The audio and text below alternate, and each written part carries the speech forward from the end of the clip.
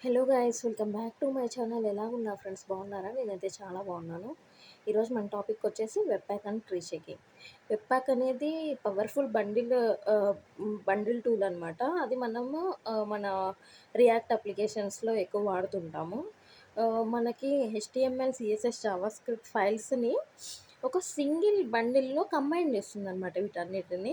ఇప్పుడు సపోజ్ మన web అప్లికేషన్ని build చేసేటప్పుడు చాలా ఫైల్స్ డిపెండెన్సీస్ ఉంటాయి కదా. వెబ్ ప్యాక్ వల్ల ఏమవుతుందంటే ప్రొడక్షన్‌కి ఒకటే ఫైల్ అనేది రెడీ అవుతుందనమాట. దీనివల్ల పర్ఫార్మెన్స్ బావుంటది. అప్లికేషన్‌కి ఆప్టిమైజేషన్ గూడా బావుంటది ఫ్రెండ్స్. ట్రీ షేకింగ్ గూడా సేమ్ వెబ్ ప్యాక్ ఫీచరే.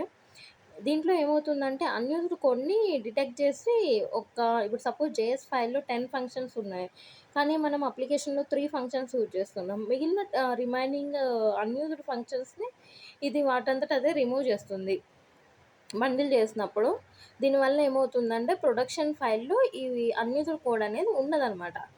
దీనివల్ల ఏమవుతుందంటే మెమరీ సేవ్ అవుతుంది, లోడ్ టైమ్ తగ్గుతుంది అండ్ ఆప్టిమైజేషన్ అవుతుందనమాట మన అప్లికేషన్. Thank you friends.